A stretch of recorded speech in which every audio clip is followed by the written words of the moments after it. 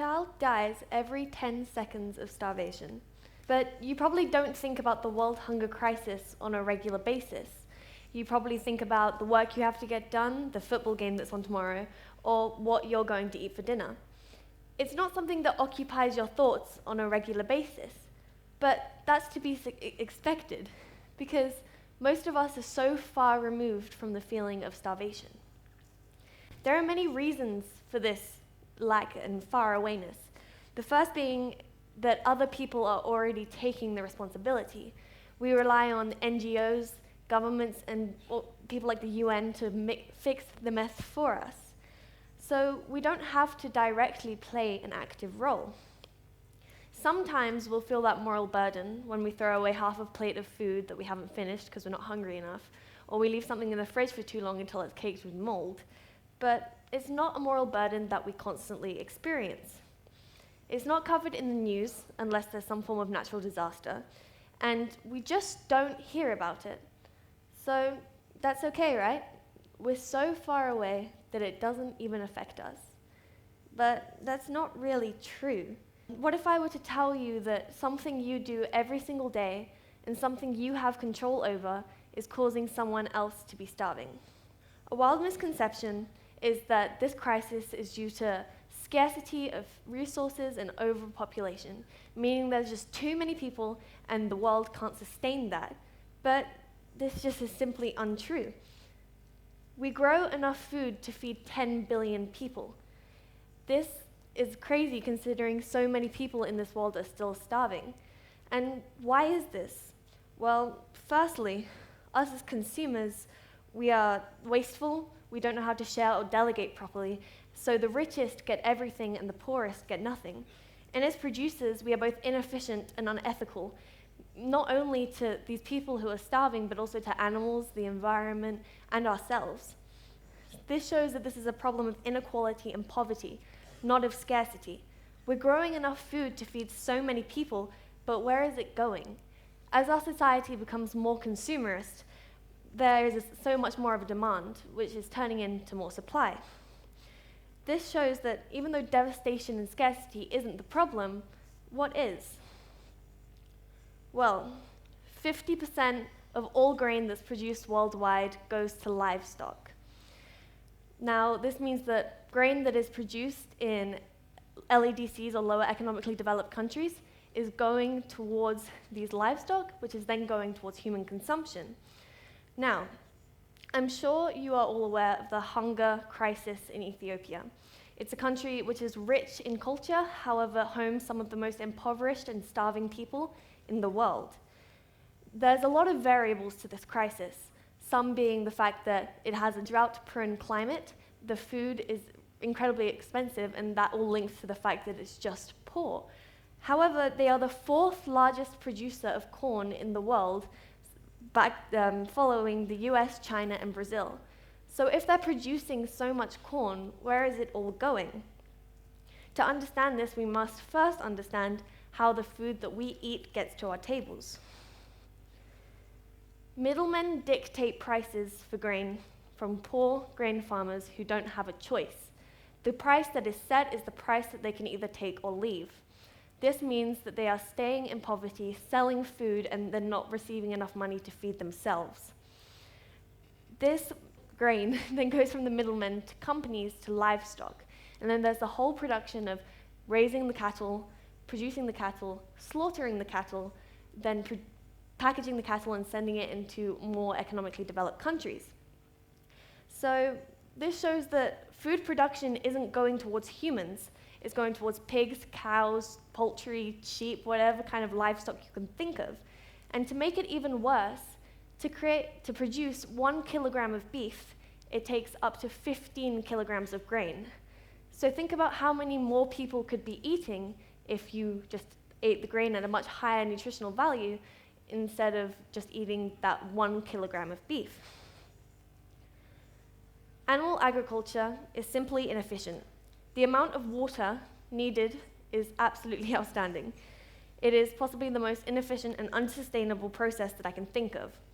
We like to blame thirst and poverty on natural disasters, waterborne diseases, or lack of access to cleaner potable water. However, 23% of global fresh water supply goes towards livestock. Think about the drought in Ethiopia. If that water was going towards them, perhaps they would get out of the conditions they're in. And please don't believe that this is just for meat, because 477 gallons of water go to producing just 1 pound of eggs, and 900 gallons of water go to producing just 1 pound of cheese. Please remember that this is also leather, fur, and any other animal products are part of this process.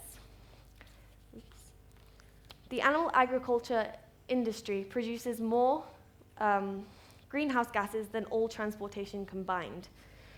Methane from the animals themselves, the production plants, the amount of energy needed to slaughter and package the animals, the amount of energy needed for transportation, because this food spoils so easily that it has to go through freezer trucks.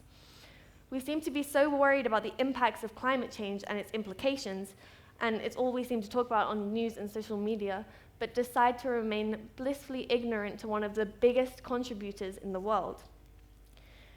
And also, it's the leading cause of deforestation. The land to grow crop and then to raise the animals and slaughter the animals is a ridiculous amount.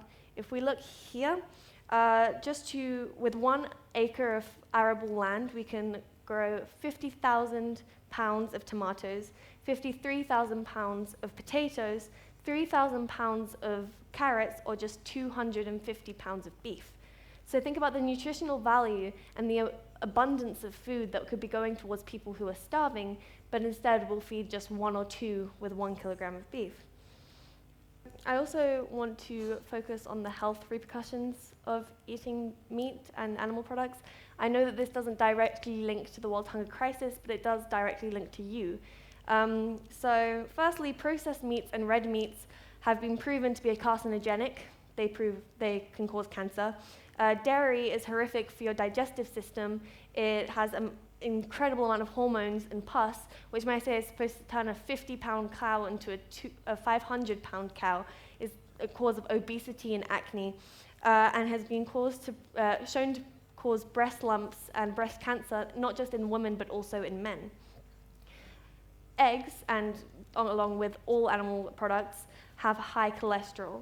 And humans produce our own cholesterol. We don't need excess, which is why people have high or low cholesterol, because their body doesn't know what to do with this. Cardiovascular disease, type 2 diabetes, coronary heart disease, cancers, the list goes on, and all of this links back to what you eat. So you're not just killing others of starvation, you're also killing yourself. If you want to learn more about this, I'd highly recommend you watch the documentary What the Health. It's really, really interesting and shares a lot about the health repercussions. If you want to learn more about the ethics side, please watch Forks Over Knives. And if you want to learn more about the environmental aspects, then Cowspiracy is a really, really interesting one to focus on. So the idea that this crisis is due to overpopulation, lack of space, or lack of food is just frankly untrue. Blaming people's poverty and starvation on uncontrollable occurrences is in denial. This is a problem of inequality, overconsumption, and waste. And we live our lives as if we're so out of reach, pushing all of the responsibility onto NGOs, the governments, who are struggling with all of this weight on their shoulders. But for what? Are we really that removed? No.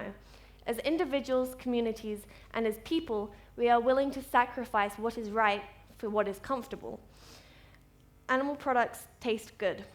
They're easy to access, they're easy to prepare. Animal products are cultural and they have history. However, it is just simply unsustainable, and it's a leading cause of world hunger. It simply takes a disproportionate amount of resources to produce such a small amount of food. So there's a simple way to eradicate this, and it's a simple change in attitude. Think about what you buy, its impact on future and current generations. Please ask yourself, is this worth all of the repercussions of deadly starvation, destruction of the planet, and destruction of yourself? This is not an unsolvable crisis, even though it's painted as one. You have direct links to it. So next time you order something at a restaurant, or you buy something at the grocery store, please ask yourself if that 15 minutes of satisfaction as you eat that meal is worth all of the deadly and starvation repercussions. A child dies every 10 seconds. In the duration of this talk, that means around 60 children will have died. You have the power to stop it. So please think about changing your habits, educating yourself on where your food is coming from, and making changes in your diet. Thank you.